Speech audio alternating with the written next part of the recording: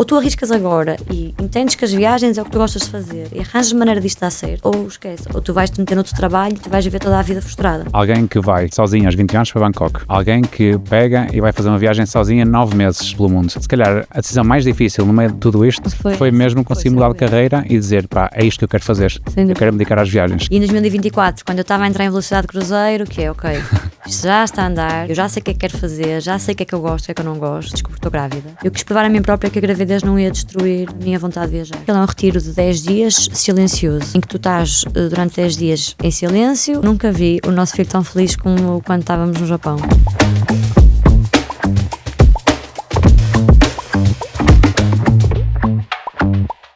Patrícia, bem-vinda ao Completamente. Olá, obrigada.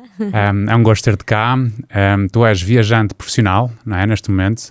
És formada em Bioquímica, fizeste todo este percurso, mas também és blogger, és autora e também somos vizinhos, não é? Porque isto, nós apesar de viver a 400 metros, isto na verdade que fomos conhecer a 10 mil quilómetros daqui. É verdade, não é? não nos conhecemos e conhecemos por conta das viagens. É isso mesmo. Fica aqui já o disclaimer que é graças às nossas mães, não é? Porque nós acho que foi em 2018, não é? 18, sim. Quando tu fazes uma viagem para a Tailândia, a viagem da tua vida, já vamos falar sobre isso, em que a tua mãe diz à minha que, olha, a minha filha vai para a Tailândia, não é? E a tua mãe diz, ai, o meu está lá. É. Diz para ele ligar, manda-lhe mensagem no Facebook.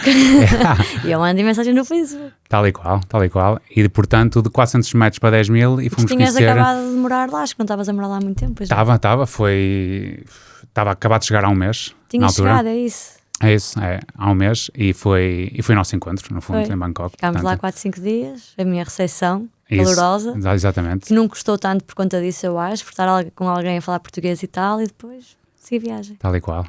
São esses encontros. Mas na altura tu ainda estavas Bioquímica, não é? Tinha acabado o mestrado. Portanto, eu tinha acabado, isto foi em outubro, eu tinha acabado o mestrado em março. Exatamente.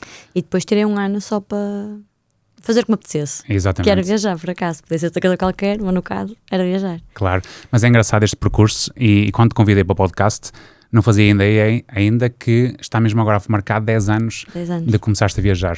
Ou seja, da altura, há 10 anos atrás, ainda a estudar Bioquímica, a trabalhar em laboratórios. Sim. Nesse caso, sim. A primeira vez eu ainda estava a estudar, foi há 10 anos, lá está, em 2015, eu estava entre a licenciatura e o mestrado. Portanto, foi assim... É isso. E hoje, felizmente, já fazes as viagens quase de forma profissional. Sim, longe de saber na altura que isto ia ser a minha vida. É isso, e que é quase um sonho, não é, para muita gente, porque eu costumo dizer que nós somos todos um bocadinho influencers de viagens, não é? Eu vejo meus amigos até que quase nunca postam no Instagram, quando vão de viagens fazem sempre aquele story, não é? Por isso temos todos um bocadinho esta questão das viagens. Mas queria começar mesmo por aí, Patrícia, que é, tu aos 21 anos mandas-te sozinha para a Tailândia, não é? Ou seja, há gente que começa às vezes uma primeira viagem e decide, olha, eu vou daqui para Sevilha, ou vou daqui para Paris, mas tu decides aos 21 anos, olha, eu vou sozinha daqui para a Tailândia. Como é que isto começa? Porque a Tailândia? Isso, porque a Tailândia e porque até viajar sozinha nessa altura? Olha, eu viajar sozinha porque eu não tinha companhia para fazê-lo. Ou seja, 21 anos, à partida, os seus amigos não têm muito dinheiro, eu própria também não tinha muito dinheiro, tinha muita vontade de viajar. A Tailândia foi pelo simples motivo de que eu li na altura um livro do Gonçalo Cadilho, que chamado O Mundo é Fácil, e ele dividia os países entre países que fossem baratos, woman friendly, portanto que era seguro e aconselhável viajar sozinha enquanto mulher, e a Tailândia era assim a estrela dos países. Ele dizia que é o melhor país para viajar se tu tens pouco dinheiro, se te queres sentir segura, se és mulher, se queres viajar sozinha, se é a tua primeira vez, a Tailândia é o destino. E opa, aquilo fez um marketing em mim, foi um marketing ideal. Pois. Aquilo ressoou para mim como, não, eu tenho que ir para a Tailândia, isto vai ter que ser por aqui. E depois, pronto, na altura já havia alguns bloggers de viagem em Portugal, os mais antigos já existiam, eu lia, pronto, acompanhava-os, quase todos já tinham ido para a Tailândia, porque pronto, é um dos destinos assim, que abre portas ao mundo. E depois foi pensar, não, eu tenho que ir. Agora, pronto, depois a questão de ter ido sozinha foi lá está, não tinha companhia para ir. A Tailândia não foi logo, eu tinha um bocado de receio porque eu não falava nada de inglês na altura e eu tentei dar a volta ainda e os meus pais então quase me deserdaram quando souberam que eu queria ir para a Tailândia. Então eu estive ali a andar às voltas um bocadinho. Pensei em ir para o Peru porque falava espanhol. Depois a minha mãe deu-me na cabeça e quase me encaminhou para Cabo Verde porque era perto e até se falava um bocado de português, para fazer um voluntariado de tartarugas. Eu tive quase para ir para Cabo Verde fazer um voluntariado de tartarugas. E na altura eu pensei, mas por que raio é que eu estou a fazer isto se não é o voluntariado que eu quero fazer, se não é Cabo Verde para onde eu quero ir? Tipo, que se lixe, eu quero ir para a Tailândia e é para lá que vou. E comprei o bilhete assim numa coisa muito 2-3 semanas de antecedência. E olha, e acabei lá. Pois é isso, e é fácil refletir sobre isso agora, não é? Que já se tem muitas viagens, já se tem muitas experiências, mas nessa altura, a tua primeira viagem, tu chegas lá e como é que acontece? Foi horrível, foi um choque imenso, porque lá está, eu falava muito mal inglês. Bangkok na altura ainda não é o sítio, já era turístico, atenção, a Tailândia já é turística há muitos anos, mas não era como é hoje, tanto assim. E eu era muito... Bom, eu não sabia planear viagens. Eu reservei um hostel que custava 4 euros por noite, pá, que não estava nem sequer ali no centro de Bangkok. Eu era a única hóspede. Aquilo era uma casa de umas pessoas que elas pegaram em 3 quartos, meteram umas camaratas, e eu estava num quarto, pronto, com 4 camaratas, e aquilo era o hostel. E eu fui lá parar e tudo me fez confusão. O cheiro, as pessoas, o calor, tu sabes como é que aquilo é, não é? Aquilo para quem nunca saiu, o mais longe que eu tinha ido tinha sido Paris, para teres uma ideia. Portanto, foi um choque brutal. E eu, durante alguns dias, quis mesmo ir embora. A minha mãe fez de tudo para eu me vir embora. Pá, eu pago-te o bilhete, anda, não sei o quê, procura os bilhetes, marca já. Pois. Eu, não, calma, vamos 1 dia, 2, 3. E depois, a partir do momento em que conheci a primeira pessoa, que foi um japonês, e fiz o comboio noturno para Chiang Mai, a partir daí foi sempre a abrir.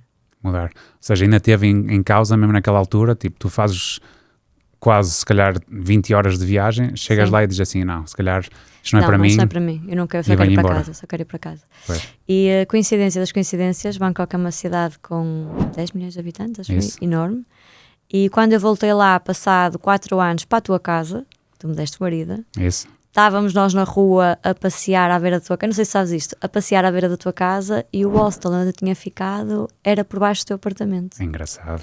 Por isso eu lembro-me de estar contigo, ou estar sem ti, não sei, estava ali a passar e eu olhei para uma rua e eu fiquei Exato, no meio de uma cidade gigantesca. Foi aqui que eu entrei a primeira vez, um beco, sabes? E, pá, tenho a certeza que era aquele beco.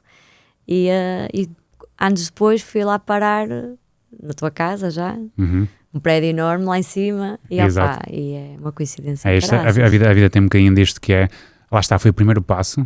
E não sabemos até o quanto é que depois a vida foi definida por esse momento, não é? Que sim. podia ter calhado de, olha mãe, isto afinal realmente é mesmo complicado. Eu venho-me embora. E pronto, e a minha vida, se calhar teria viajado mais passado uns anos com outra estrutura, com outra companhia. Pois. Se calhar até tinha acabado por dar a volta na vida nas viagens, portanto nós nunca sabemos muito bem, não é? Às vezes dizemos, aquele passo na minha vida. Pá, não sabemos se outros passos não teriam mudado para outros sentidos, ou até para o mesmo. Mas olha, foi aquilo que eu dei. E fiquei orgulhosa de mim, porque apesar de tudo, pá, aguentei, e colhi frutos disso. Ou seja, depois o resto da viagem foi incrível. Não foi a viagem mais incrível da minha vida, porque eu era uma pessoa super reticente e eu via medo em todo lado. Eu não fiz grandes amigos, eu não fiquei em hostels, ou seja, eu estava sempre sempre acautelada, sabes? Sempre a tentar controlar tudo que eu fazia. Mas depois, quando regressei, quando estava no voo para vir para Portugal, 3 semanas depois, pensei, não, eu tenho que voltar cá. E eu tenho que voltar cá a sério, não é? A sério. Exato. Eu não sei como é que eu vou fazer isto, mas eu vou de voltar. É isso. E pronto, depois meti a cabeça no estudo outra vez, tirei o mestrado e no final foi, não, agora é que vai ser. É isso. Mas acho que é meio importante essas partes de, às vezes, e lá está Bangkok e a Tailândia em si, e vamos falar se calhar sobre isso, é de facto muito acolhedores, mas a primeira vez que chegas lá, o choque, não é? Eu lembro-me quando cheguei a primeira vez lá, estar no táxi, a descer as ruas até de Bangkok, olhar para o lado a pensar, onde é que eu me vim meter, não é? Quando não conheces mais nada, é muito difícil. Eu acho que toda a gente tem um choque do mundo, que é o choque em que tu sais da Europa, seja no Egito, seja na Índia, seja na Tailândia. Por acaso o nosso foi na Tailândia, mas há sempre um momento em que é o momento em que tu vês o mundo pela primeira vez. E eu, na maior parte das vezes, isso choca-nos, porque pronto, nós vivemos mesmo numa redoma de privilégio e não temos noção do que é o mundo para 90% da população. É isso, e sem querer já estamos a mudar, não é? Exato. Mesmo naqueles primeiros dias, não é? Essa viagem durou quanto tempo? 3 semanas. 3 semanas, é isso. As 3 semanas já se vem completamente diferente, não é? Sim. E já se ultrapassa as primeiras barreiras e é logo Sim, ou seja, a questão do medo ficou logo ultrapassada. Quer dizer, eu estava ali na rua a comer meu pad thai e ninguém queria saber de mim, eu era só mais uma pessoa. Quando eu achava que não, vão ver uma turista estrangeira, rapariga, vão-me querer fazer... As pessoas estão-se a marimbar, estão na vida delas, estão a ir buscar os filhos à escola, estão a ir trabalhar, não querem saber de ti, tu não és assim tão importante. É isso. Mas isto só te vem depois de tu lá estás, não é? Depois claro, é isso. E depois tens várias experiências. Já subscreveste o canal do Completamente? É graças ao teu apoio, à tua subscrição e a seguir nas redes sociais que o canal vai crescer. E assim vamos trazer mais convidados. Obrigado desde já e partilha com os teus amigos. Isso é interessante porque muitas vezes eu tenho muitas amigas que me perguntam, a Tailândia é um país seguro para viajar sozinho, e muitas vezes esta questão, se calhar para homens, se calhar nem tanto, mas também, mas a questão da segurança, onde é que é seguro viajar como mulher? A Tailândia, de facto, se calhar é um dos destinos que se recomenda. Sim, olha, eu acho que a Tailândia e todo o Sudeste Asiático em geral é dos destinos que eu mais recomendo para viajar sozinha enquanto mulher, porque há milhares delas, portanto tu nunca te vais sentir sozinha, tu vais sempre ser uma de 1000, porque efetivamente as pessoas a população é muito acolhedora, portanto são pessoas que passam por ti, que te dão um sorriso, e que isso é uma coisa que às vezes aqui na nossa sociedade está cada vez mais a perder-se, não é? A indiferença, o não olhar para o lado, e a Ásia ainda mantém muito isso. Se vai perder ou não sabemos, pronto, mas isso ainda mantém. E é fácil viajar, porque como já é um país que, para o bem ou para o mal, já é turístico, já tem uma estrutura montada, portanto, há hotéis, há hostels com quartos femininos, autocarros a sair a várias horas, é fácil de comprar bilhete, é fácil de te mexeres. Eu tenho a certeza que toda a gente que tem esse receio, quando vai e regressa, diz, realmente é fácil. É isso. Tenho 99%. Inclusive é que normalmente o primeiro medo é, mas eu vou sozinho, vou estar sozinho. Mas tu não és assim tão importante. Certo. Por muito que isso nos custe, eu acho que isso é o principal, porque nós achamos que nós somos mulheres sozinhas no mundo. Mas há tantas mulheres. É isso. Pela primeira hora que chegas ao hostel, tu percebes logo que, espera aí, afinal estão aqui para aí 300, igual a mim, não é? Que estão a fazer o mesmo. Aliás, tu depois, quando chegas à Tailândia, quando ficas na minha casa, também estava a Katie. Também estava. Americana que estava a fazer o mesmo percurso, não é? De viajar por aí. E ao longo da minha viagem, o que eu mais fui encontrando era pessoas. E aliás, eu tenho uma colega minha, uma amiga minha, que foi fazer agora uma viagem, e tenho outra que foi há 1 ou 2 anos. Estavam super preocupadas, e se eu não gostar, e se eu não fizer amigos? E eu revirava os olhos a pensar, tu vais adorar, tu vais voltar a chorar, vai ser a melhor experiência da tua vida, mas eu, como sou tua amiga, tenho que estar aqui a dizer calma, vai correr bem. E claro. Assim foi, as duas foram, voltaram e estão a viver a experiência da vida delas. É isso. Portanto, o difícil às vezes é mesmo passar o primeiro obstáculo de todos os medos que tu vais criando, muitos deles da tua própria cabeça, não é? É isso. E da sociedade em que tu vives, que te incute muito medo, não é? Eu acho que nós vivemos mesmo os nossos pais, sem maldade, não é? Claro. Foi assim que eles cresceram, pronto, é a vida. Agora, a questão da proteção do mundo fora da tua casa, que é muito perigoso, não falar para estranhos. Tu começas a viajar e tu percebes que não, eu quero é falar para todos os estranhos, eu quero viver a experiência, porque eu chego à Tailândia e quero dizer olá a toda a gente. Mas tu cresces aqui, não abres a porta, não falas, não sei o quê, né? É isso. Isso molda-te um bocadinho. E lá está, e depende mesmo do contexto que vens, porque a realidade de estar numa cidade com 250 mil pessoas como Braga, ou de estar numa cidade com 10 milhões, as dinâmicas mudam todas, não é? Sim. E a tua postura também muda. Eu se estiver na Tailândia, e isso é um exercício que eu faço, que é, eu quero estar em Braga, em Portugal, e ser o mesmo tipo de pessoa que sou lá fora. Ou seja, se eu lá fora estou atenta e se alguém precisa de ajuda, eu vou lá e pergunto. Eu em Braga, quantos turistas às vezes não passam por mim e sou eu a local, e eu não ajo da mesma maneira que os locais no mundo agem comigo. Isso. Percebes? Isso. Esse sentimento de injustiça, de que as pessoas fazem isto por mim e eu no meu país. Quando estou a passear no centro, atarefado a fazer minhas coisas, está lá um turista e eu sou a mesma pessoa. Pois, é um bocadinho isso. Para além da Tailândia, há outros países que tu recomendas que podiam ser um bom começo, se calhar até eventualmente mais perto, não é? ou não? Mais perto, olha, eu gostei muito de ir, e depois mais tarde também fui sozinha para a Turquia, que foi assim dos primeiros países ali do Médio Oriente que eu fiz, e também achei que foi super tranquilo de fazer sozinha. Eu fiz essa viagem no pós-pandemia, portanto não havia muito turismo na altura. Portanto, não sei se foi mais fácil ou mais difícil, foi mais barato, isso de certeza. Mas também foi um país onde eu me senti super acolhedora, mas já tinha assim algum traquejo para estar à vontade. De resto, eu acho que todos os países do Sudeste Asiático, portanto acho que o Vietnã é super fácil também, a Indonésia, as Filipinas também, embora sejam mais chato, mais ilhas, logisticamente exige outro dinheiro e outro tempo. Mas eu acho que todos os países ali à volta, o Laos também é um país que eu adoro, são todos bons países para começar, e a distância não tem necessariamente de ser uma coisa má. Exatamente, é verdade. E lá está, o Sudeste Asiático tem muito isso, não é? Que é, para além de ser amigável, não é? Para os turistas, no caso particular da própria Tailândia, eu via muitas vezes nós a virmos às 3 ou 4 da manhã pela rua e não se passar nada, não é? Não. E muitas vezes acaba por ser um bocadinho mais a nossa percepção até do que é que acontece do que propriamente aquilo que é a realidade. Sim. Muito bem. Portanto, a partir dessa primeira viagem desbloqueou um bocadinho a questão de viajar, ainda por cima logo para longe, não é? Chegas a Portugal, começas também depois um projeto mais à frente, na altura ainda trabalhavas no laboratório, mas começas o Girl From Nowhere, que é um blog de viagens, não é? Sim. Mandas-te para Cracóvia, voltas e dizes assim, agora está no momento de fazer a viagem da minha vida, não é? Sim. E pronto, e foi aí, ou seja, eu depois acabei os estudos e pensei, eu fiz os estudos em Bioquímica e eu fiz um ano de mestrado, um ano de estágio no Porto. Eu não gostei do estágio, sou sincera, ou seja, eu adorava Bioquímica, adorava estudar, eu tinha uma carreira muito definida para aquilo que eu queria para mim, para o meu futuro. Eu queria tirar um doutoramento, eu queria estudar para a Alemanha, para a Holanda, um desses países que não tem nada a ver com a Tailândia, nem com o Sudeste Asiático, mas era o que eu tinha desenhado para mim. E eu não gostei dessa experiência e pensei, não, eu preciso me afastar um bocadinho, eu preciso de fazer outras coisas, porque eu quando fui estudante, eu fui uma estudante muito... eu estudei muito, eu queria tirar muito boas notas, eu perdia mesmo muito tempo naquele meu objetivo e não tinha muito espaço para outros hobbies e para fazer outras coisas na minha vida. Então quando os estudos acabaram, tendo sido depois uma má experiência no final, eu achei que não, eu preciso de um ano para fazer outras coisas, outros hobbies, para perceber quem é que eu sou, além de querer ser cientista. E eu achei, bom, isto é a melhor altura da minha vida, eu tenho a certeza que nunca mais vou ter tanta liberdade, mesmo que não tendo muito dinheiro, eu tenho a certeza que nunca mais vou ter tanta liberdade de tempo e de espírito para poder arriscar. Boa. E tirei esse ano, em que a única regra que eu tinha é, neste ano não há ciência, portanto tu não vais participar em nenhum projeto de ciência, não vais andar a inscrever-te em cursos ou no que seja, tu vais fazer tudo o resto que sempre quiseste fazer. Fosse viajar, fosse fazer voluntariado, fosse começar um blog de viagens, fosse voltar a escrever, porque era uma coisa que eu gostava muito de fazer quando era miúda. Mas o curso de Bioquímica e uma coisa tão objetiva castrou-me um bocadinho o meu lado criativo.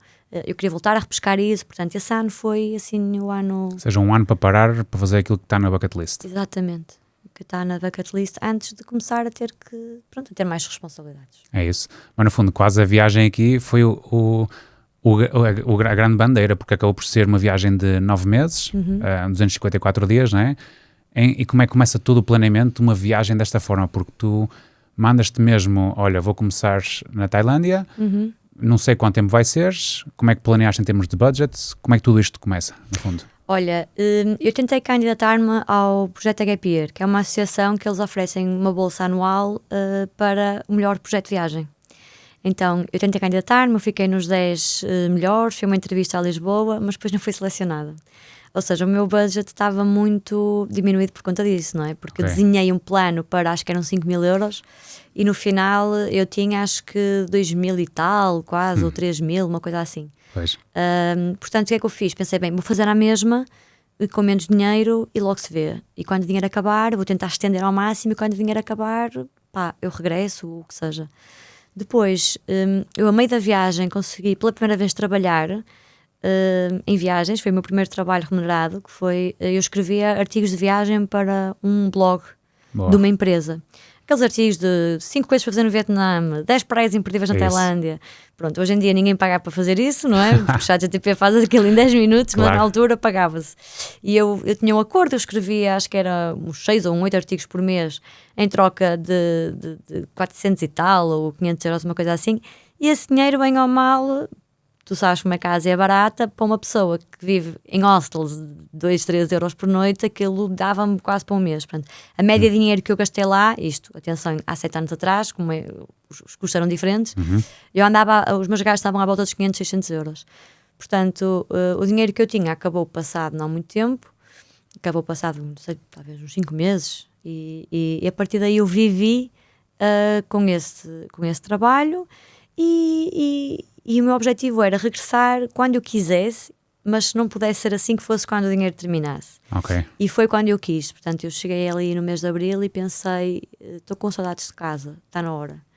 Então fiz ali um planeamento, decidi que ia mais ao Nepal, porque eu queria muito fazer um retiro espiritual lá, e depois marquei a viagem de regresso para junho. Boa. Não sabia essa parte, porque assim, quando planeias uma viagem assim longa, a parte financeira é das mais importantes, sim. Não é? Eu sabia que eu queria visitar, sabia que o dinheiro, vamos vendo. Podia não chegar. Vamos vendo. E das duas uma, nós vemos muitas vezes grupos até de ingleses que vão viajar lá com 18, 19 anos e tu imaginas, ok, são os pais que estão aqui a bancar, sim. Mas quando já vai com alguma idade, ou juntas muito dinheiro para conseguir estar muito tempo. Eu tenho um colega meu, por exemplo, o Jake, canadiano, que o que ele faz é, ele trabalha 6 meses no Canadá, nos hotéis, e depois despede-se e vai viajar 6 meses. Sim. Também é um modelo. Sonho. Modelos diferentes, mas aqui neste caso é interessante porque tinhas algum dinheiro junto, sim. mas depois tiveste uma atividade que não te roubava muito tempo da viagem e conseguia financiar. E tu tens 24 anos, portanto dormes em qualquer lado. O hostel mais barato onde eu fiquei custou 1,5€.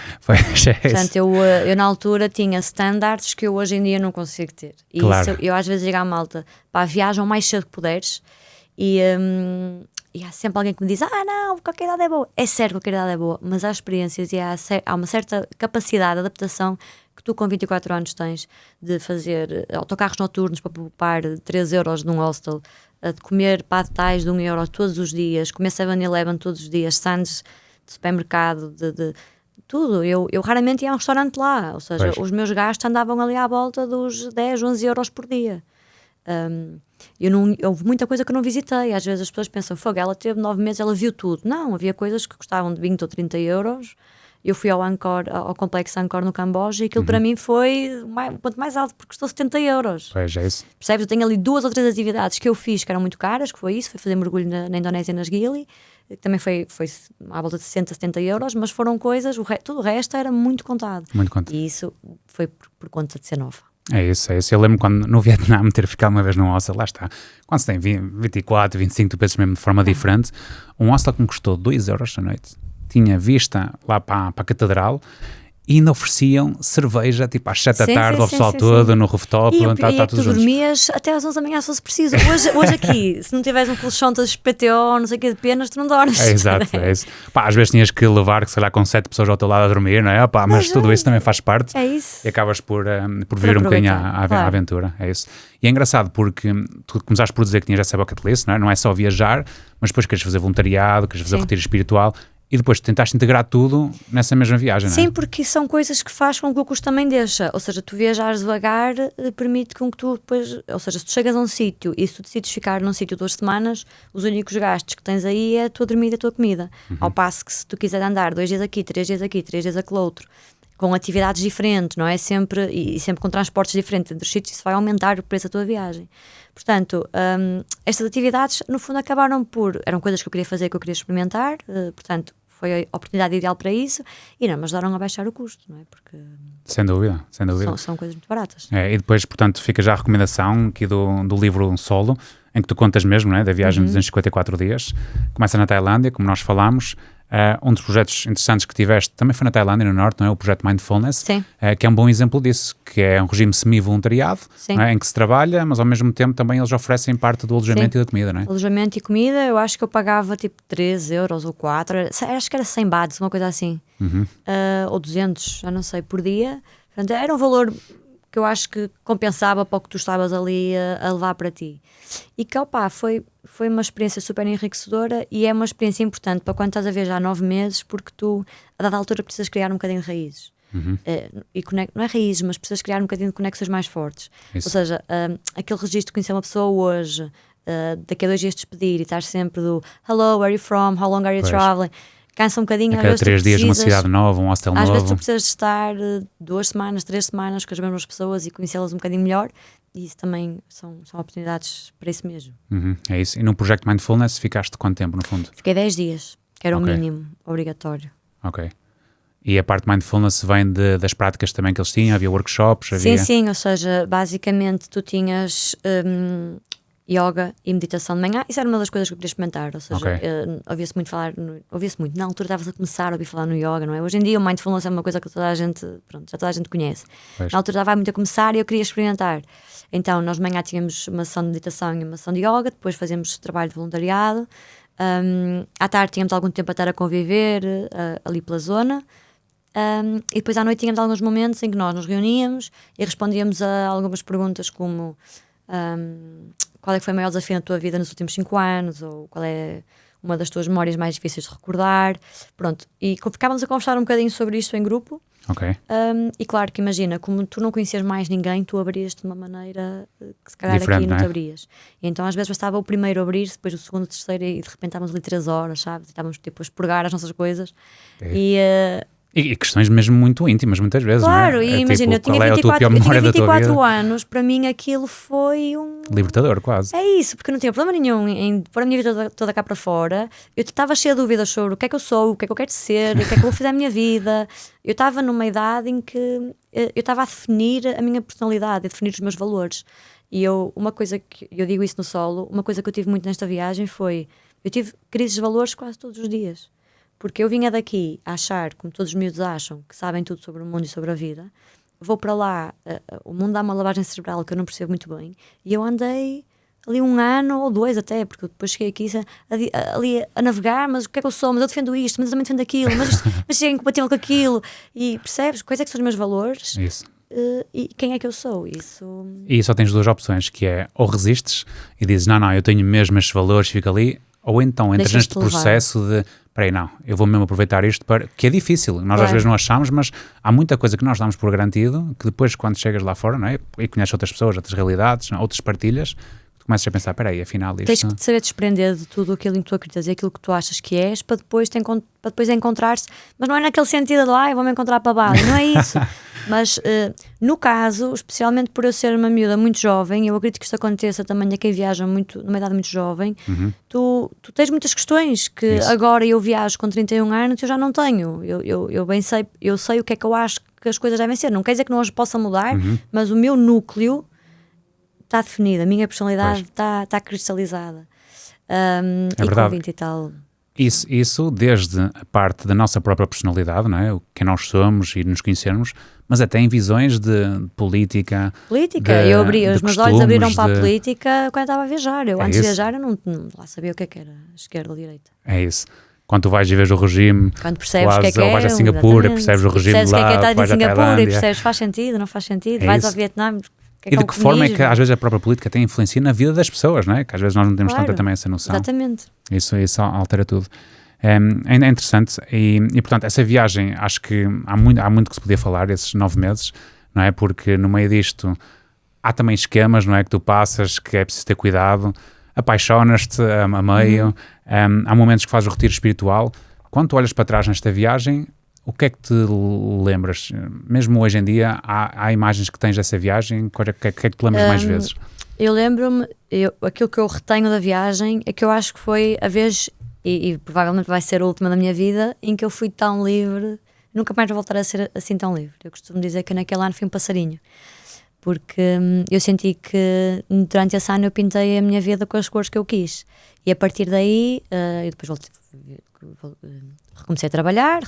iniciei a trabalhar na minha área de bioquímica, comecei a viver sozinha, depois conheci o meu namorado, eventualmente tive um filho mais tarde, portanto, isto foi sempre acrescentando, depois tive um cão, portanto, isto foi sempre acrescentando camadas à minha vida que me fazem prender aqui. Naquele ano eu não tinha nenhuma amarra e eu acho que foi mesmo um passarinho livre a 100%. E para o bem e para o mal, claro que agora tenho coisas na minha vida, agora eu olho para trás e não tenho vontade de lá voltar porque está vivido, está feito, está cheque. Eu não quero voltar a ser aquela pessoa e abrir mão do que eu tenho aqui, atenção. Mas ainda bem que eu vivi naquela altura porque eu não vou voltar a ser aquela pessoa e não vou voltar a ter aquela liberdade. É isso, mesmo as condições por si só, não é? Claro. Por um lado é espetacular, tu dizes assim, tenho 9 meses para fazer o que eu quiser, mas depois quando se está lá é que se percebe realmente que, afinal disto até precisamos de alguma estrutura, não é? A mesma questão ao fim de um mês a viajar, tu percebes, afinal, isto até precisa um bocadinho de rotinas e afins, não é? Para conseguir sobreviver isso. Sem dúvida. E é engraçado porque fazes uma boa ponte, porque eu tinha aqui uma nota que te queria ler, aqui mesmo sobre a liberdade. E tu dizias aqui, na página 83 do Sol, que era, um dia disseram-me que o meu grande desafio era ser livre.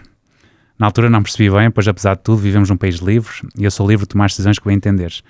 Contudo, tenho andado a refletir sobre isso nos últimos tempos e realmente vejo que eu não sou assim tão livre como penso. E o pior é quem condiciona essa liberdade sou eu.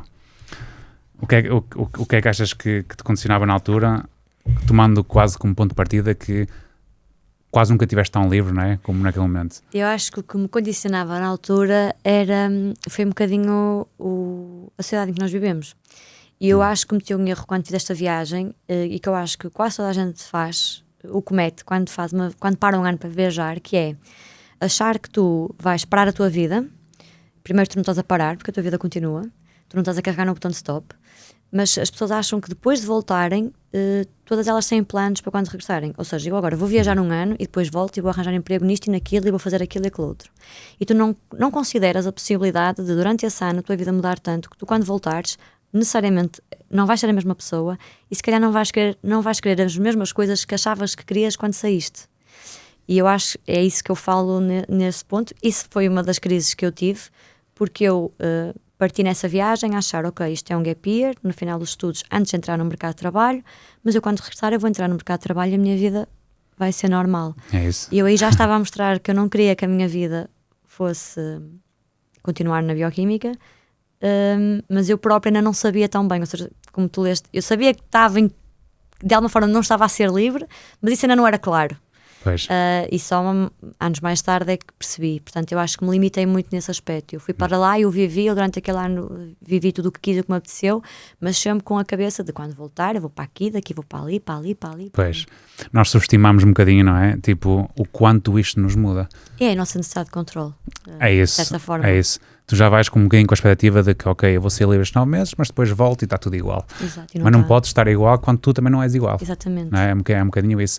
E, portanto, este é o grande desafio das viagens, é estarmos dispostos a mudar um bocadinho, não é? É saber que a pessoa que volta, até aparentemente pode ser igual, mas por dentro está tudo diferente.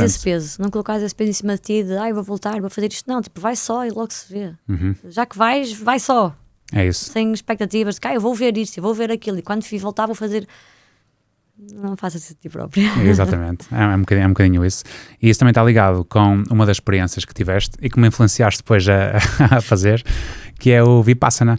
Queres-nos falar um bocadinho aqui sobre o Vipassana, o que é que corresponde? Há muita gente que me pergunta muitas vezes sobre isto, portanto, acho que também podes contar um bocadinho. Então, o Vipassana é um retiro que existe já desde os anos 80, acho eu. É um retiro espiritual que começou na Índia, com o Goenka, e ele existe no mundo inteiro, há vários países onde tu os podes fazer, e basicamente aquele é um retiro de 10 dias silencioso, em que tu estás durante 10 dias em silêncio, tens um horário para cumprir onde fazes meditação, portanto aquilo é segregado, homens para um lado, mulheres para o outro. Tu quando começas esta experiência, tu tens que entregar o teu telemóvel, os teus documentos, o teu dinheiro, tudo que seja coisas simulantes, como por exemplo livros, fones, dispositivos para ouvir música, um MP3, o que fosse, um tablet, tudo isso. Tens que entregar porque o objetivo é que tu fiques completamente desprovido de estímulos exteriores e portanto tu estejas só contigo. Aquilo tem um plano de meditação que eu acho que é à volta das 10 horas por dia, em que tu estás sentado ali de pernas às chinês a tentar meditar. Claro que quem vai lá a primeira vez não vai meditar quase nada, vai estar só em crise interna a pensar o que é que eu estou aqui a fazer, tenho que ir embora, isto e a sofrer, não é? Já só passaram 5 minutos, ainda faltam 10 dias, é em pleno sofrimento. E pronto, depois aquilo tem algumas regras, não é? Os 5 princípios, não poderes tomar medicamentos ou drogas ou o que seja, não é? Durante o tempo que lá estás, a alimentação tem que ser vegetariana, comes poucas vezes ao dia, portanto fazes 2 refeições e depois comes comes o pequeno almoço, o almoço e depois ao fim do dia umas bolachinhas e já está, portanto tu não comes a sério desde as 11 da manhã. Pois. Portanto aquilo é uma abstinência total de quase tudo, com o objetivo de ter controle a ti próprio. Um bocadinho isso, não é? E lá está, e a primeira questão que eu penso logo é o sofrimento que aquilo é. É mesmo. Aliás, eu quando fiz, deve ter sido passado 2 anos de tu teres feito o teu, eu lembro que nós já tínhamos entrado 70 pessoas né? Estão para aí 40 homens, 30 mulheres, como disseste, cada lado, e acabámos metade. 35. Chegas ali ao terceiro dia e começas a ver aquele, a cair como nem torces, tu entras à sala e aquele lugar está vazio, quando está vazio tu ficas tipo, eu. É isso, porque eu acho que nós nem sequer sabemos existir, no fundo, não é? E nem é natural, porque nós somos seres sociais, portanto, aquilo nem é natural para o ser humano. Aquilo é mesmo uma experiência difícil, mas é do ponto de vista psicológico, não é? Porque tu não estás ali a tentar sobreviver numa montanha sem comida, sem nada, não é nada físico, é mesmo psicológico. É isso. Isso é que é extremamente duro. É isso, e não há quase preparação para isso, não é? Porque lá está, corta-te a parte social, mas corta tudo o resto, corta-te os estímulos, tu não podes fazer nada, no fundo podes só existir. E é todo um processo que vai acontecendo ali contigo mesmo, não é? E cada 10 minutos é uma eternidade. É isso. E é engraçado que nós próprios passamos depois por, lá está, eu acho que tu falas também disto no livro, que é, toda a gente esteve com a mesma estrutura, toda a gente esteve com os mesmos ingredientes no fundo, mas toda a gente tem uma experiência completamente diferente. Claro, o que vai na cabeça de cada um de nós é... O que foi na minha cabeça durante 6 dias foi pensar que eu sou maluca, tenho que me ir embora dali. Foi passar a ver a minha vida inteira, de lembrar-me de coisas, sabes? Eu tive memórias, para aí ao quarto, quinto dia, eu tive memórias de coisas quando eu tinha 8 anos, 7 anos, que eu não me lembrava. Eu acedia a memórias do meu cérebro que estavam escondidas. Eu, a dada altura, comecei a pensar, mas eu estou a aceder a memórias que estão tão guardadas que eu agora, como não tenho estímulos, estou a conseguir aceder a elas, ou eu estou a inventar, ou eu estou a ficar só maluca. Isso. E, por incrível que pareça, eu esqueci-me dessas memórias outra vez, portanto eu lá tive aquele vibe e depois passou-me. Eu ainda hoje não sei se aquilo foi o meu cérebro a tentar preencher o vazio que era lá estar, ou se eu realmente tive capacidade para aceder a coisas que estavam muito no fundo das minhas memórias ou não. Exatamente. Mas eu passei 6 dias a rever a minha vida inteira, chorei imenso, sem motivo, eu só começava a chorar, fiquei doente, e eu acho que fiquei doente. Acho que isso também foi um sintoma físico do meu corpo a mostrar, não, isto é demais, para, vai-te embora. Tentar convencer-te que não tens de estar ali. Eu fiquei super constipada, eu raramente fico doente, fiquei super constipada, com dor de garganta, e passado 6 dias que comecei a aceitar e aí comecei a sentir alguma paz e a contemplar um bocadinho o momento. Aliás, o Vipassana tem a duração obrigatória de 10 dias precisamente por isso, porque tu precisas de 5, 6, 7 dias para estares em choque e perceber onde é que estás, e depois os últimos 2 já estás mais ok. Exatamente. Lá está, e depois tudo acaba por ser um bocadinho estimulante, não é? Porque eu lembro-me de ter parado numa tarde, que é aquele break que nós tínhamos entre o meio-dia e as 2, e lembro-me de ficar a olhar, tipo, não tínhamos nada para fazer, e de ficar a olhar ali para as árvores, a ver como é que o vento fazia com que as árvores mexessem. Eu dizer, tipo, eu nunca reparei sobre isto, mas tipo, já não há nada melhor para fazer, não é? Sim. Uma formiga já é uma coisa do caraças, aquilo, uau, uma formiga. É isso. E depois temos um mestre, não é? Que está lá, que é a única pessoa que no fundo tu podes falar, que não podes falar com mais ninguém. No meu caso foi engraçado porque, não sei se cheguei a contar. Foste lá falar? Fui lá falar para no dia 3. Também eu para no dia 3 ou 4. Pedi para ir embora. Mais para falar. É isso. Mas o engraçado que acho que não te contei foi que o mestre que estava lá numa fenda na Indonésia era português, de Peniche. Uau. E então falei com ele logo no dia 3, falámos em português, e lembro-me de lhe perguntar do género, eu estou aqui a tentar meditar, tipo, focar na respiração, sei o que mais, eu não consigo estar 1 minuto sem a minha mente começar a divagar, começar a entrar outros pensamentos e concentrar-me outra vez. E ele virou-se, nunca mais me esqueci o que ele me disse, que foi, 1 minuto demorou-me 10 anos a conseguir, não é? E nós damos estas coisas por adquirido, não é? Sim. É fácil concentrarmos, é fácil, tipo, estar ali só na respiração. 10 dias de um curso intenso, eu vou sair de lá um guru da meditação. Não faz nada, não é? Não, é isso. E lá está, e depois aquilo tem 2 fases, não é? A primeira fase que só trabalhas um bocadinho a tua respiração, e essa técnica de meditação, mas depois tem uma segunda fase que entras ainda mais ao pormenor de começar a estar consciente dos teus movimentos e do teu corpo. Isso, sim. Do que acontece no teu corpo.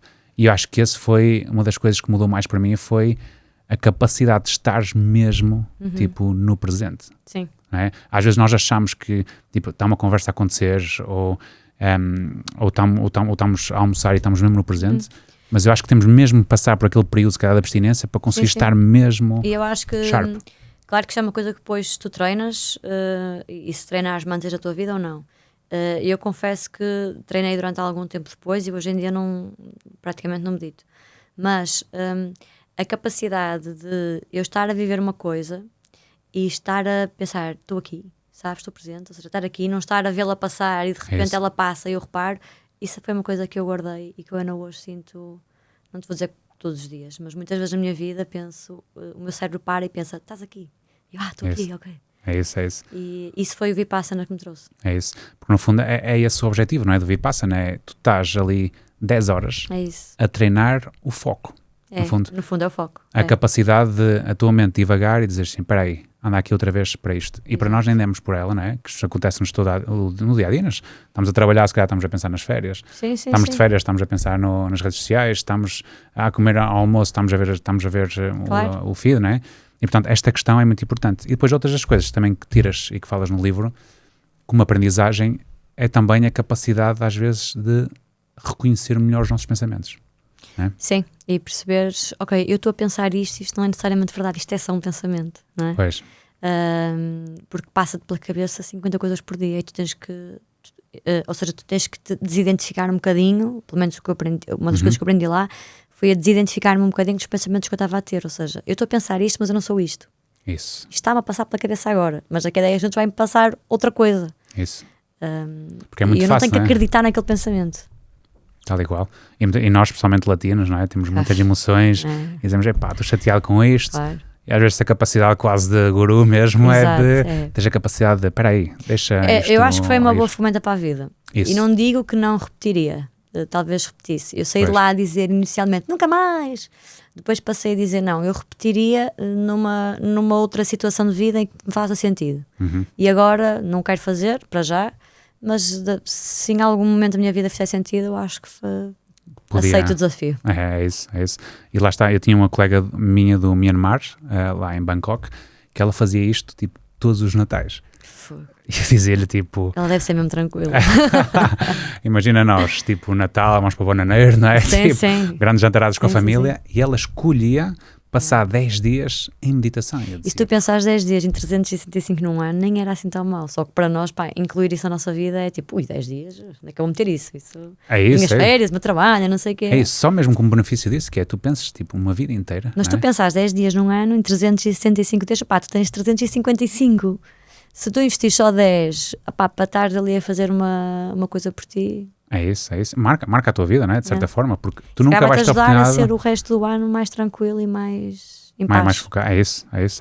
E portanto, quando o pessoal me pergunta, tipo, isto mudou a tua vida, tipo, tu és uma pessoa diferente antes e depois, não sei se necessariamente, mas acho que aquilo que tu dizias é verdade. Acho que tem algumas ferramentas. É isso, a ferramenta que te dá. Acho que há algumas ferramentas, consigo se calhar lidar melhor com algumas situações, ter mais inteligência emocional, mas não mudou a minha vida. É isso. E depois é engraçado, porque no dia em que eles quebram o silêncio, né? No dia 10. Não te apetece falar. É por lá. Não apetece falar. É isso, mas eu acho que é engraçado é perceber a reação das pessoas às vezes, tipo, havia pessoal a chorar. Sim. A chorar, tipo, com aquela emoção de, agora consigo voltar a falar, consigo tipo, voltar a ter esta ligação, e foi muito forte. Até para a tua própria voz, já quase nem a reconhecer. Sim. E eu acho que estava muito para dentro de mim, ou seja, eu lembro-me de estar depois, eu fiz no Nepal, e depois aquilo acabou, não é? Peguei nas minhas coisas, vim para Katmandu, fiquei lá mais um par de dias, e eu lembro-me de estar a andar na rua e parecer ouvir os meus passos, sabes? Eu estava a viver para dentro, ou seja, eu estava numa cidade super caótica, como Katmandu, cheia de barulho, cheia de sons, e eu estava a viver para dentro. Eu queria viver para fora, mas não estava a conseguir. Demorou uns dias até eu conseguir ser uma pessoa outra vez espitada, atenta. Eu estava tipo para dentro, estava ali tipo a ouvir o meu coração a bater. E isso para mim foi um bocado assustador nos primeiros dias. Exato. é preciso, lá está, isto é mesmo, acho que essa é a palavra, é assustador às vezes estarmos ambientados numa condição completamente nova. Sem dúvida. Lá está. E já foi no final da tua viagem, não é? Foi. Estamos a falar no Nepal e depois a partir daí depois voltas a Portugal. Depois regressei a Portugal, passamos dias. E é engraçado que eu voltei a ler o teu livro segunda vez, também para este episódio.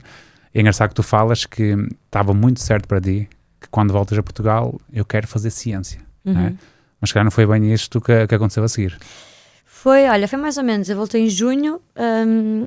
eu voltei em junho com aquela ideia de junho voltar a procurar emprego, não voltar, lá para setembro arranjo trabalho, portanto vamos deixar passar o verão, mandar currículos e tal.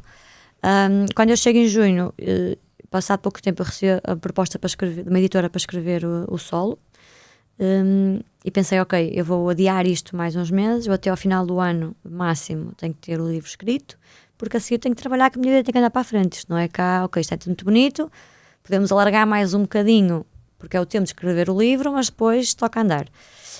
E assim foi, portanto, eu acabei de escrever o livro no dia 3 de janeiro, e comecei uma sexta-feira, depois comecei a trabalhar na segunda.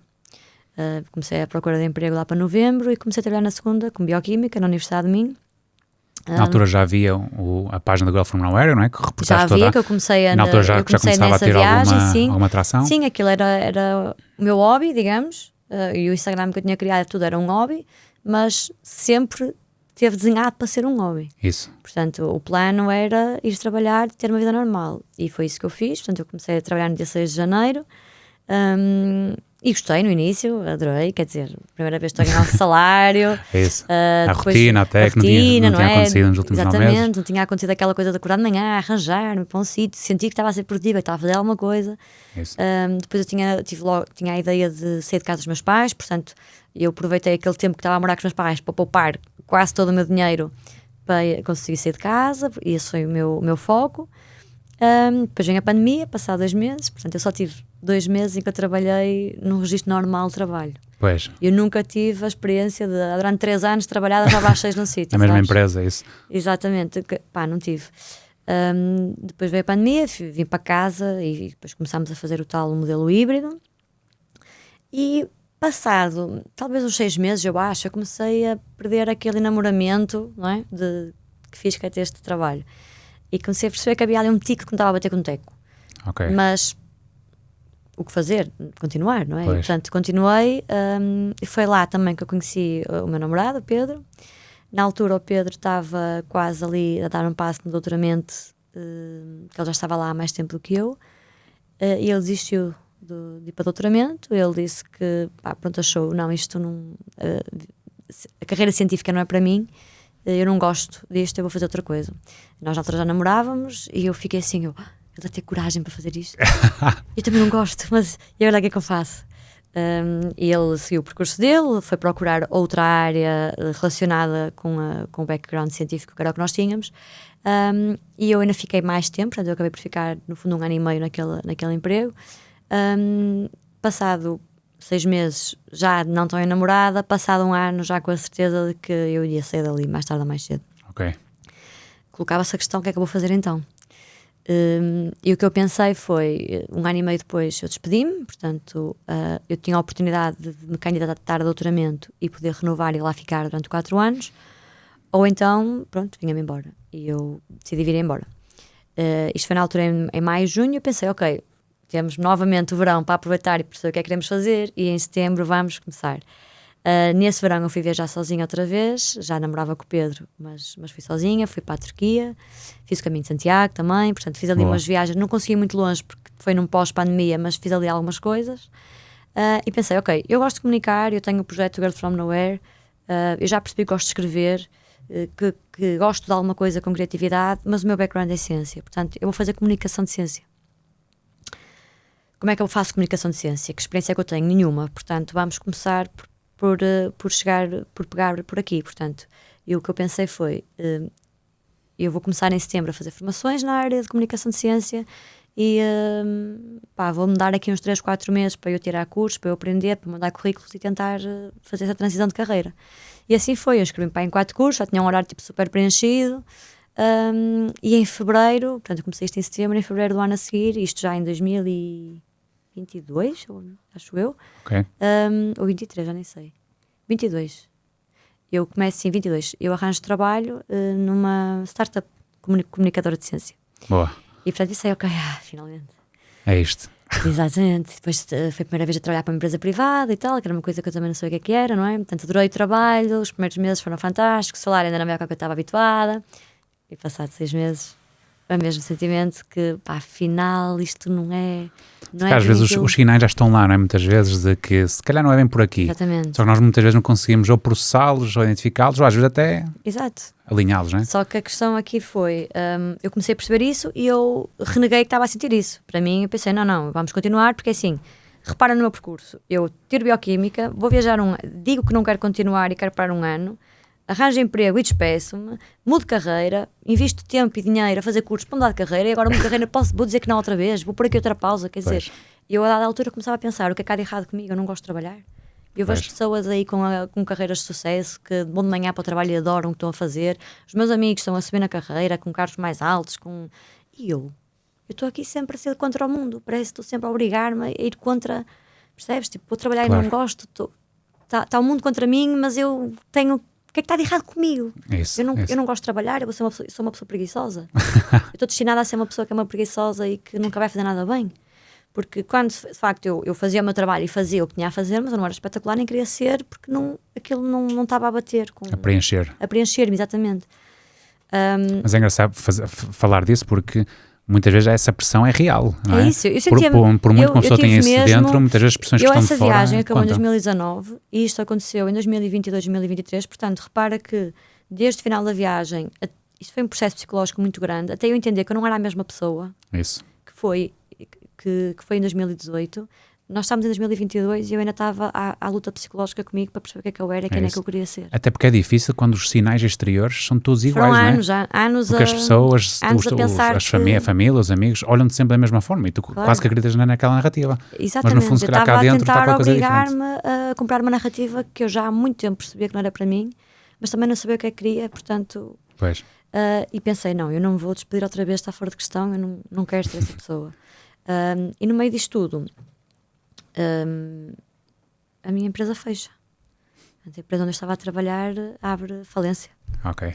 E numa altura eu estava a trabalhar num projeto enorme e temos todos uma call no Zoom e sabemos que a empresa vai fechar, não precisa fazer mais nada, vão continuar a receber enquanto isto não acontecer, façam o que quiserem. Isso. E vamos comunicar mais para a frente como é que se vai dar. E eu fico assim. Eu não acredito em destino, nem em nada dessas coisas. Mas se isto não é o destino a mandar-me e a dar-me o chute que eu precisava, porque eu coragem para me despedir não ia ter, e eu pensei, Patrícia, ou é agora ou nunca, porque já tinha na altura 28 anos, já tens 28 anos, portanto tudo aqui vai ser, eventualmente se calhar vais ser mãe um dia, vais ter cada vez mais responsabilidades, ou tu arriscas agora e entendes que as viagens é o que tu gostas de fazer e arranjas maneira disto dar certo, ou esquece, ou tu vais-te meter noutro trabalho e tu vais viver toda a vida frustrada. É isso. E o Pedro nisto foi uma pessoa muito que ele me disse, para de andar à procura, tipo, é disto que tu gostas, tu tens o projeto, tens o girl, isto já te está a dar algum lucro, tu recebes imensas propostas, estás sempre a dizer que não a tudo, começa a aceitar, tipo... É isso. Começa a dedicar a sério, não é? Repara, eu estava a obrigar-me a comprar uma narrativa, eu tinha um mundo a abrir-se de um lado, eu estava a fechar esse mundo, sabes? E era o mundo que eu queria, eu estava a fechá-lo. Mas isto é muito mais difícil do que parece, não é? Porque no momento é uma viragem na nossa vida muito grande, não é? Por vários fatores, a começar logo pelo facto de a própria questão das viagens para ti, se calhar tinha um significado como é que tu vais trabalhar tu em viagens? Viagens. Como é que tu vais trabalhar em viagens? Como é que tu vais dizer às pessoas que trabalhas em viagens? Quer dizer, as pessoas vão olhar para ti e vão pensar, esta gaja é uma preguiçosa, quer viajar à pala e não sabe o que é que há de fazer. Como é que tu vais acrescentar valor? Como é que tu vais garantir que tens financeiramente dinheiro, não é? Porque, ok, vou trabalhar num regime de freelancing, mas à mesma eu tenho que ter capacidade de gerir o meu dinheiro de outra forma, não é? Porque eu não tenho aquele dinheiro certo. O que é que eu vou fazer? O que é que eu posso... Pronto, mas assim que a minha empresa fechou, eu pensei logo, é agora. Pois. Eu faço isto Estão agora. aqui os sinais todos que eu precisava. E tanto que a empresa acabou, eu liguei ao Pedro e disse-lhe, olha, vai ser agora, vou começar, vou ligar para esta pessoa, para aquela pessoa, a dizer que estou disponível e vão começar a mexer. E comecei a mexer-me, e ser líder de viagem foi uma das coisas que esteve logo em cima da mesa e que eu tentei logo abraçar. Passado um mês já estava a ser líder de viagem numa empresa, no caso na Landscape. E depois foi olhar para o girl e tentar perceber, ok, qual é que é o ponto em que isto está, o que é que eu posso fazer com isto, para onde é que isto ainda pode divergir. E durante uns meses valentes eu andei a aceitar todos os trabalhos que me davam e a tentar revirar-me em tudo mais alguma coisa. Primeiro, para ganhar solidez e conseguir perceber o que é que eu podia fazer, e segundo, para provar a mim própria. Isso calhar também aos outros que achavam que eu estava só ali a brincar. Pois, ou seja, tomar aquele passo que torna a realidade. E eu acho isso engraçado, Patrícia, porque alguém que vai sozinho aos 20 anos para Bangkok, não é? Alguém que pega e vai fazer uma viagem sozinha 9 meses, não é? Pelo mundo. Se calhar a decisão mais difícil no meio de tudo isto foi mesmo conseguir mudar de carreira e dizer, pá, é isto que eu quero fazer. Eu quero me dedicar às viagens. Sem dúvida. Pois. Porque lá está, eu tinha, para trás, eu tinha um futuro muito definido. Eu própria é que fui rígida comigo, eu própria é que não sabia ser livre. Porque eu tinha a coisa muito, eu quero isto e aquilo. E eu deixei de ser essa pessoa. Portanto, ou eu continuava a comprar uma narrativa e a ser frustrada o resto da vida, ou eu assumia que aquilo não era para mim. E quando eu assumi que aquilo não era para mim, foi libertador. Assustador por um lado, libertador por outro também. Olha, perceber que não sou preguiçosa, que gosto de trabalhar e que sei fazer coisas e que sou capaz de fazer, só que coisas que me fazem sentido, não é? Quando as coisas, quando o tico bate, quando eu estou de coração ali, que gosto de fazer, ajudou-me também conseguir perceber que quando tu de facto queres muito e estás disponível e te mostras disponível, de uma postura humilde, não é? E dizes, olha, eu estou aqui para trabalhar, eu gosto disto, eu gosto daquilo, se quiserem, estou aqui. As pessoas vão ter contigo. E os trabalhos surgem, mal ou bem as coisas vão aparecendo e a vida foi-se recompondo. É isso, e depois há uma vantagem que é para ti, é quase não olhar como trabalho, não é? Claro. Se fazes isso como hobby, já gostas de fazer, não é? Já acordas de manhã, mais fácil. Eu quero escrever, claro. Se eu fizer isto de carreira, fantástico. Depois a questão é mesmo essa, é como é que por um lado eu me sinto confortável com isto, não é? E o que estás a dizer, é a expectativa de fora, é tudo o que acontece, mas por outro também é como é que eu vou monetizar também depois dessa parte, não é? É como é que eu, no fundo, crio um negócio à volta disto. E daí tu, lá está, tinhas a página já, não é? No Instagram, que já tinha alguma atração, e também tentaste a questão de ser líder de viagem, não é? Sim. E foram estes primeiros passos que começaram a criar essa carreira como viajante profissional, digamos. E hoje em dia, no fundo, é isso que eu faço, ou seja, eu sou líder de viagem, eu tenho o meu blog e o meu Instagram monetizados, seja com parcerias que vão surgindo, seja com o marketing de afiliados na parte do blog. E pronto, e daqui às vezes surgem convites para ir aqui ou para ir ali, vão surgindo outras coisas, ou seja, não há um caminho certo, não há um mês igual ao outro, não há uma semana igual à outra, mas no global traz-me satisfação, traz-me o dinheiro que eu preciso. Eu não sou rica, nem quero ser rica, mas eu também não preciso de muito dinheiro para viver, portanto traz-me aquilo que eu acho que é confortável para mim e é isso. Está no caminho certo. É isso, sem dúvida. Eu fico muito orgulhoso também de teres tomado essa decisão a sério, porque é mesmo difícil muitas vezes tomar uma decisão como estas. Lá está, acho que é mais difícil às vezes do que ir sozinho para o outro lado do mundo, e porque tens que deixar muita coisa para trás, e muitas vezes nós tentamos perceber logo tudo o caminho, não é? E vai ser assim, depois vou ganhar dinheiro assim, depois vou chegar ali, e não é, e não é. A única coisa, e tu acabas por descobrir outras coisas que não tinhas pensado, mas que surgem. Olha, até gostei disto, até gostei daquilo. Tu começas a perceber, olha, isto dá mais dinheiro, mas eu não gosto tanto, e aquilo não dá tanto, então como é que eu vou conseguir aqui contrabalançar? Olha, agora durante estes 2 meses vou estar mais focado nisto, e depois, portanto, isto depois é uma gestão, não é? Porque, enfim, eu gosto muito mais do que faço agora, mas também tenho os seus desafios, não é? Porque eu é que tenho que estar constantemente a tomar decisões sobre o que é que vou fazer e quando é que vou fazer.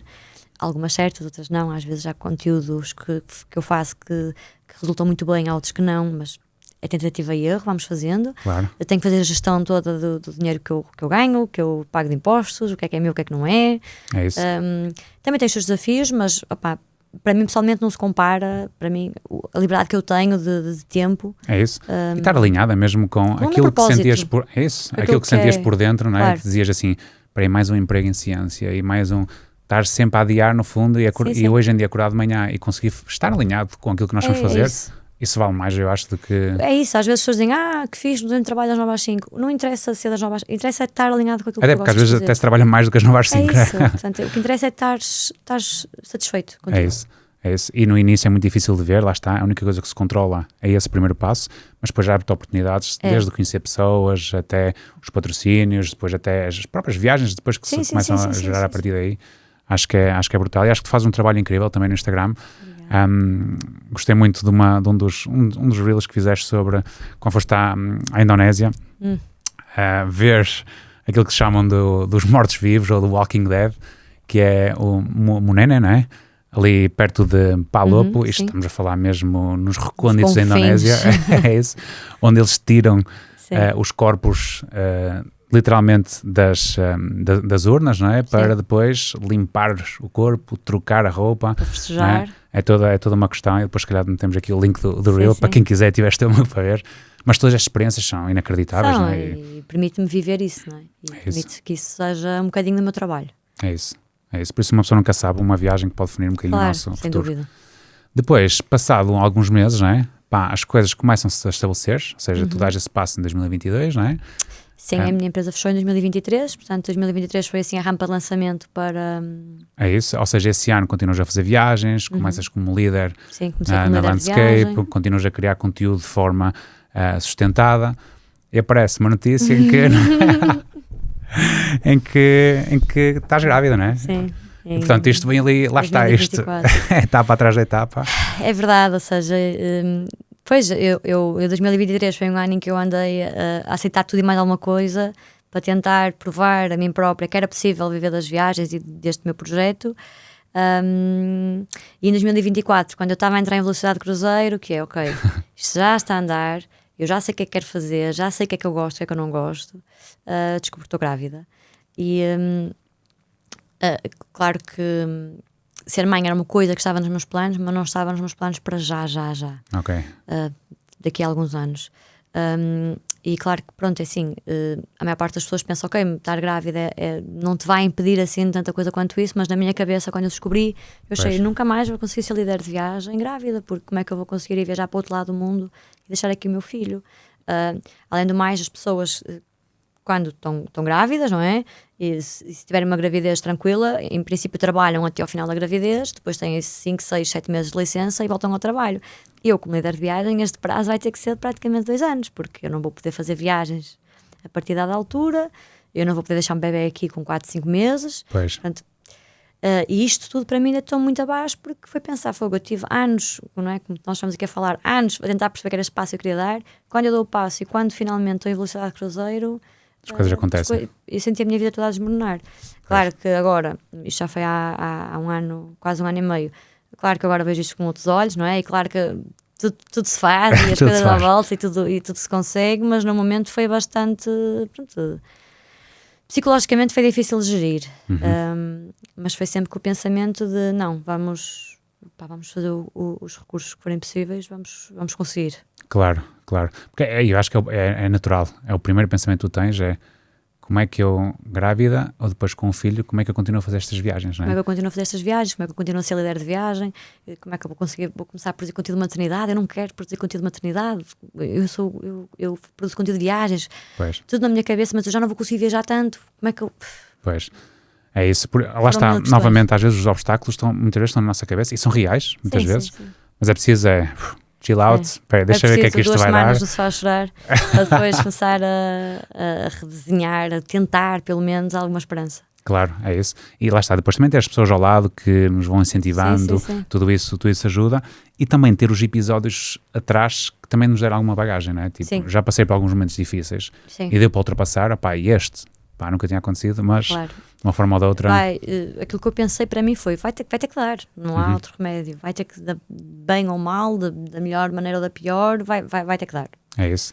E tanto dá que, passados uns meses de estar grávida, tu decides, eu vou aproveitar os meses que tenho antes do bebê nascer para viajar novamente, não é? E fizeste uma viagem que é de 3 meses. 3 meses, novamente pelo Sudeste Asiático, não é? Sim, ou seja... eu tinha um trabalho em setembro, uma viagem de grupo a Bali com a Landscape, e eu na altura, pronto, estava grávida, eu ia estar grávida há 5 meses e eu quis fazer lá mesmo, portanto se houvesse alguma coisa, havia um líder que estava ali de backup para me substituir, mas eu queria ser eu a fazer essa viagem à mesma. E eu aproveitei, já que vou para a Indonésia, que vou ter que estar em Bali em setembro, eu vou adiantar o voo de ida e atrasar o voo de regresso, eu consegui estar lá o máximo tempo possível, para viajar um bocadinho, porque eu não sei quando é que eu vou voltar a viajar. Eu não sei como é que vai ser a minha vida, não sei como é que as coisas vão correr. Eu quero ter mais um bocadinho do mundo, quero ir cheirá-lo outra vez, quero ir vivê-lo mais um bocadinho antes de ter que fazer esta paragem e ter um bebê e tudo mais. Passado 1 ano e meio, eu acho que também quis provar a mim própria que a gravidez não me ia... Eu quis provar a mim própria que a gravidez não ia destruir a minha vontade de viajar. A gravidez ou o filho, não é? Na altura só podia provar a gravidez. Mas eu queria mostrar que nem isto me vai impedir, eu consigo a mesma. E isto ninguém vai destruir. Eu e o mundo, a minha relação minha com o mundo e as minhas viagens, isto ninguém vai conseguir destruir. E então fui 1 mês antes da viagem do grupo começar e depois fiquei mais 2 meses depois da viagem do grupo terminar.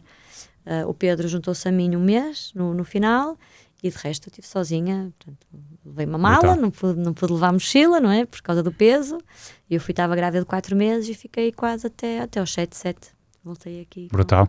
Eu acho interessante isso, que é, muitas das vezes, todas as atitudes foram para mostrar a ti própria que é possível. Claro. Não é? E muitas vezes nós temos estes pensamentos que não é possível e ficamos lá e aceitamos. Sim, eu acho que é incrível sobre ti, é isto, é tomar a atitude de, não, eu acho que é muito difícil, mas eu vou.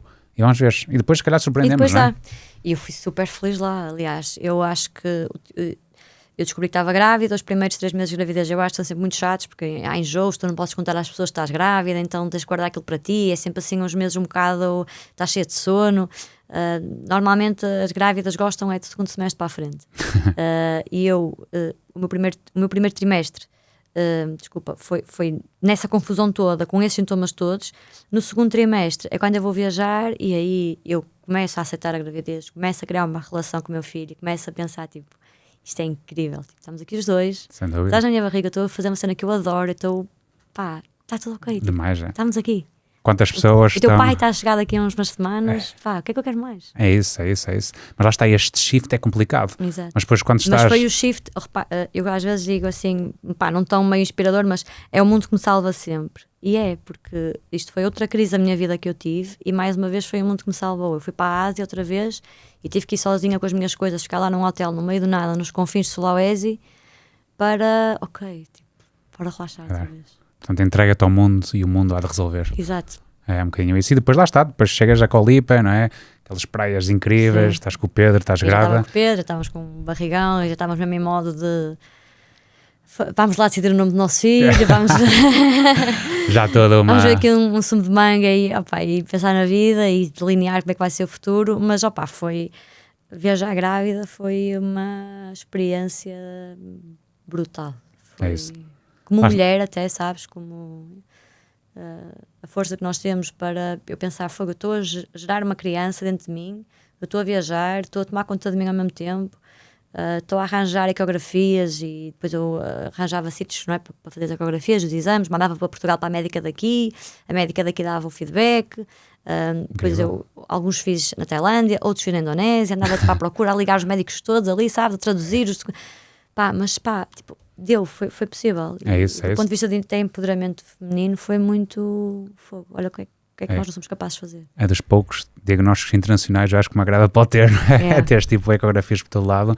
Isso. E portanto, mas que lições tiras? Eu acho que há muita gente, às vezes há muitas mulheres que têm algumas salvaguardas em relação a viajar grávidas e compreende-se, obviamente, e, se calhar consultar um médico é importante, claro. Mas que precauções é que tu tomaste que foram importantes para viajar grávida? Olha, é isso, viajar grávida não é para qualquer grávida, nem é para qualquer pessoa, eu acho, porque tem riscos e, portanto, tu tens que estar mais ou menos ciente dos riscos que vais ter. Inclusive é na zona do Sudeste Asiático, onde eu estive, tens o risco de Zika, que é uma das coisas piores que te pode acontecer. Portanto, aquilo que eu fiz foi uma consulta de viajante, em primeiro lugar, em que eu, expliquei aquilo que eu queria fazer e quais é que eram para onde é que eu queria, para onde e quanto tempo é que eu queria viajar, e com o médico tentámos perceber, qual é que é o risco-benefício. O risco existe e é este. Corremos o risco ou não corremos. Pronto. Foi um risco que eu decidi correr, mas há muita gente que se calhar não correria e está tudo bem, acho que isso não é, ou seja, eu nunca quis de todo evangelizar e mostrar que por eu ir viajar grávida toda a gente tem que ir. Claro. Até porque eu acho que é um momento da vida muito particular da vida de uma mulher, em que tu podes ter muitas mais inseguranças e podes te sentir muito mais fragilizada e, portanto, de todo que eu quero impingir isso. Para mim funcionou, porque para mim o mundo é a minha casa e para mim a Ásia é um cantinho do mundo especial. Claro. E eu queria muito ir à Ásia numa última vez sozinha. Isso.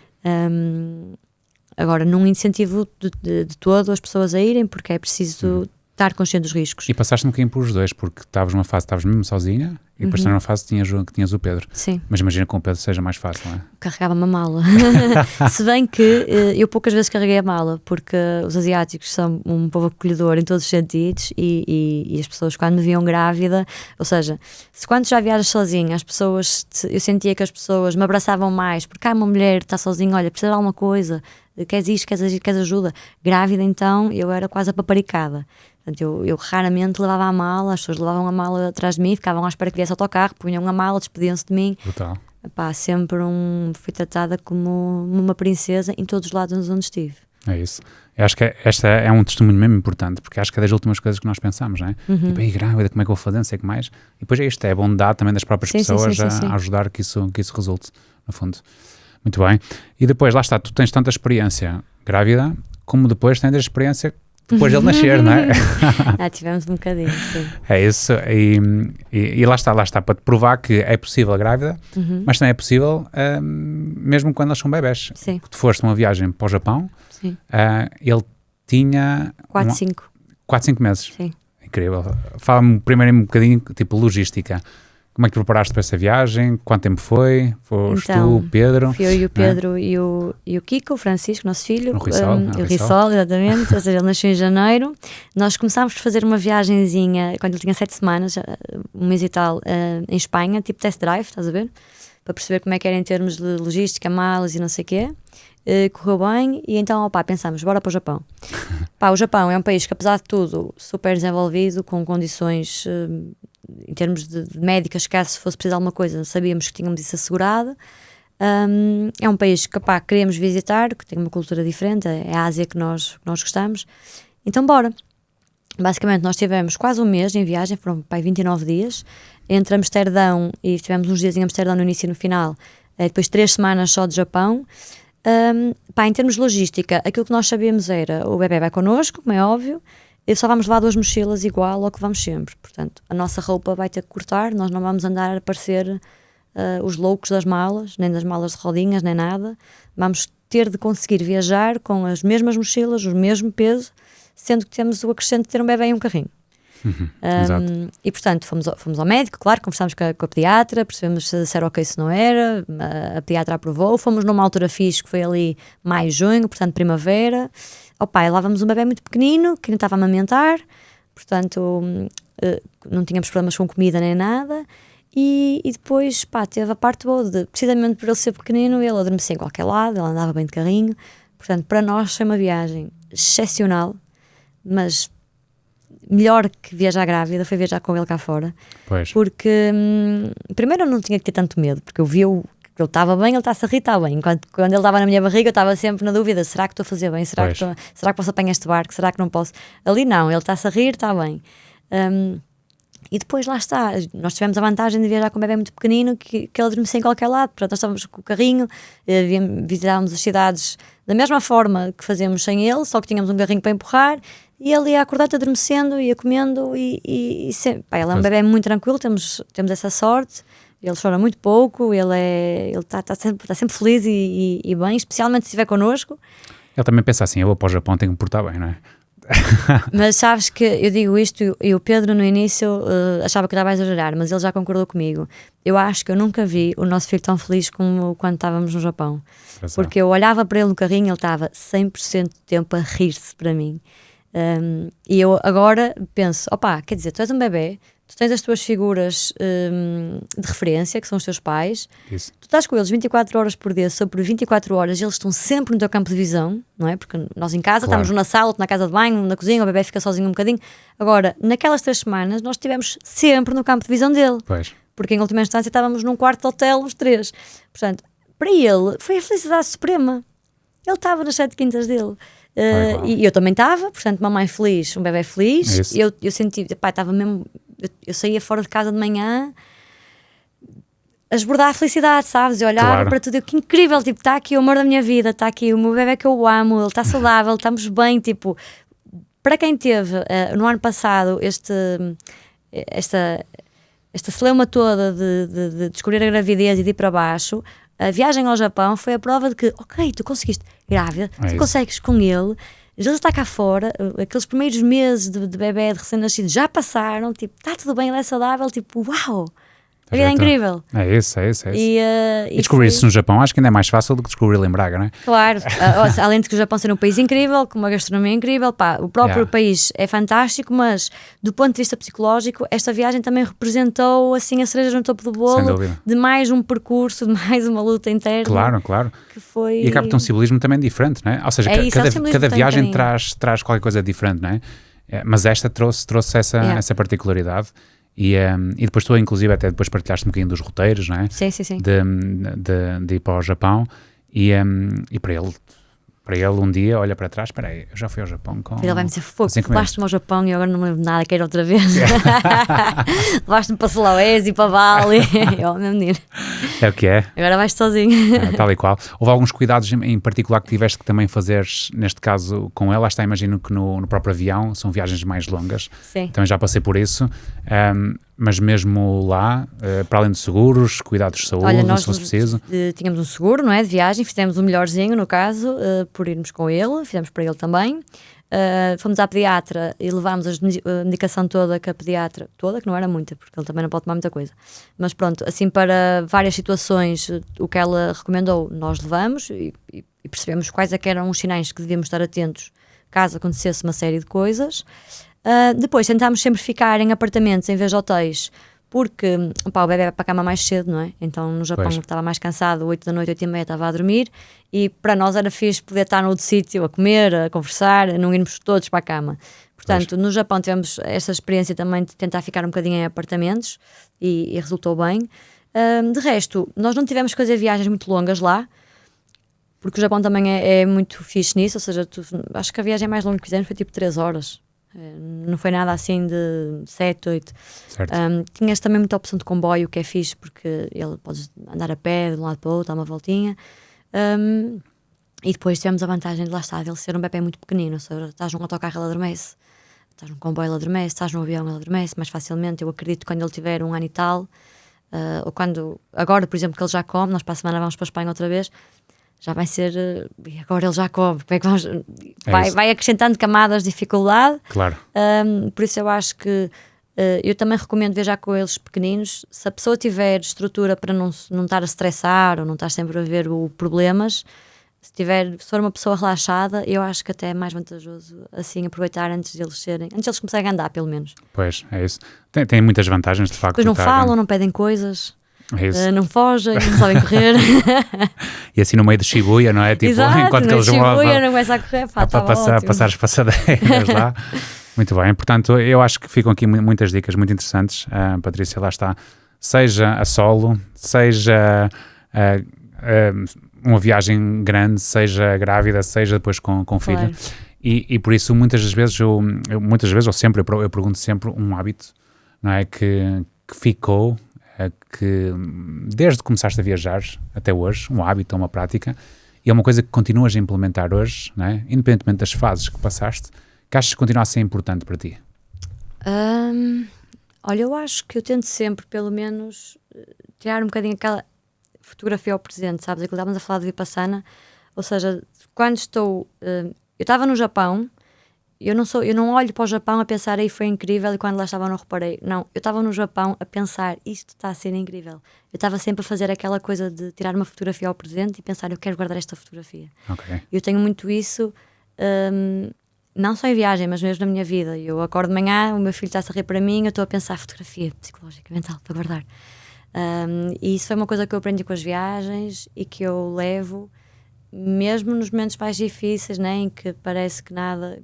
Nos vários momentos que eu falei aqui, em que parecia que nada ia resultar, quando resultou foi importante tirar aquela fotografia mental e pensar, ok, calma, há esperança, há caminho. Isso é giro, porque tu também escreves muito o solo nessa base, não é? Que é com pequenos trechos diários de viagem, e nós fazemos se calhar um bocadinho isso, que é tirar fotos para recordar um momento.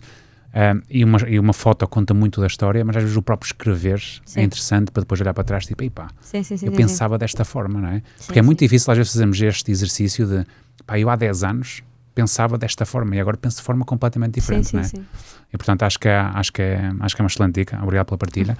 Portanto, deixa-me acabar só mesmo com uma passagem que eu também achei interessante aqui, que acho que resume bem o que é falar de viagens, e tu dizias o seguinte, já na página 189, já não sei se tu andavas pelo Nepal ou pela Tailândia, mas dizias, por outro lado não sabia bem do que é que estava à procura, nem sabia que alicerces sustentavam esta minha vontade de continuar a viajar, mas sabia que ainda não era o momento de regressar.